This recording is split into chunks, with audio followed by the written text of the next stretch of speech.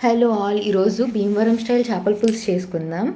సింపుల్గా నేను యూట్యూబ్లో చూపిస్తున్నట్టు ఇష్టం వచ్చినట్టు అన్ని రకాలు వేస్ట్ చేయగమ్మా అని స్పెసిఫికేషన్ చేశాను.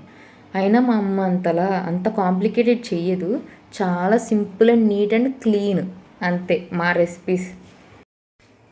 ఆనియన్స్ వేసుకొని ఆయిల్లో కరివేపాకు పచ్చిమిర్చి వేసుకొని బాగా వేపుకోండి.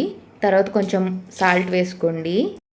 ఇప్పుడు నాలా కొత్తగా నేర్చుకోవాలి అనుకున్న వాళ్ళు అంతంత రెసిపీస్ పెడితే ఎలా నేర్చుకుంటారండి అసలు? ఏదనంటే ప్రతిదీ అది వేసేస్తున్నారు. అంత వేయాల్సిన పనే ఉంది. అసలు అది ఏం వేయకుండానే అంత మంచి టేస్ట్ వస్తున్నాయి కదా. సరే, మంచిగా రెసిపీలోకి వెళ్ళిపోదాము. మళ్ళీ అల్లం వెల్లుల్లిపాయ పేస్ట్ వేసుకోండి. కారం అది మీకు చూసుకొని ఎంత కావాలంటే అంత వేసుకోండి. మధ్యలో సాల్ట్ కూడా వేశారు, మర్చిపోయాను నేను చెప్పడం. అందరూ హెల్తీగా తినండి, ఎందుకంటే మనకి ఇంపార్టెంట్ హెల్తీయే. వాళ్ళు వీళ్ళు ఇవన్నీ ఆలోచించకుండా జాగ్రత్తగా హెల్తీగా తిన్నారంటే ఇంతకన్నా మీకు ఇంకేమొద్దు. లైక్ ఇప్పుడైతే అసలు చాలా చాలా హెల్త్ ఇష్యూస్ వస్తున్నాయి కాబట్టి అందరూ చక్కగా తినండి. ఇలా పూజలు అవన్నీ ఎప్పుడు కావాలంటే అప్పుడు చేసుకోండి. మీ డైట్ కూడా కన్ఫామ్గా పాటించాల్సిందే. ప్రతి డైట్లో కార్బ్స్, ప్రోటీన్స్, ఫ్యాట్స్ అన్నీ ఉండాలి. అవన్నీ ఉంటేనే మీ బ్యాలెన్స్డ్ మీల్ ఫుల్ మీల్ అవుతుంది. మీరు రైస్ ఎక్కువ పెట్టుకొని తిన్నా వేస్ట్, తిన్నా మీకు బలం ఉండదు, తిన్నా వేస్ట్ అయిపోతుంది అదంతా. కాబట్టి ఈ పూర్వకాలం తిన్నారు ఇప్పుడు తినలేదు అని అంటే కాదు. ఖచ్చితంగా బ్యాలెన్స్డ్ మీల్ ఇప్పుడున్న జనరేషన్లో పాటించాల్సిందే.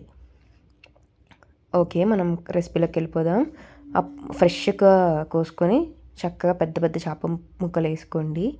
మేము వేసాం కానీ ఆ బాండి మొత్తం పట్టలేదని మళ్ళీ ట్రాన్స్ఫర్ చేయాల్సి వచ్చింది. ముందు కొన్ని ముక్కలే అనుకున్నాం, తర్వాత లేదు ఇంకా ఫ్రై చేయకుండా దీంట్లోనే వేసేద్దాము, పెద్ద పెద్ద ముక్కలు కదా అనుకుని వేసేసాము.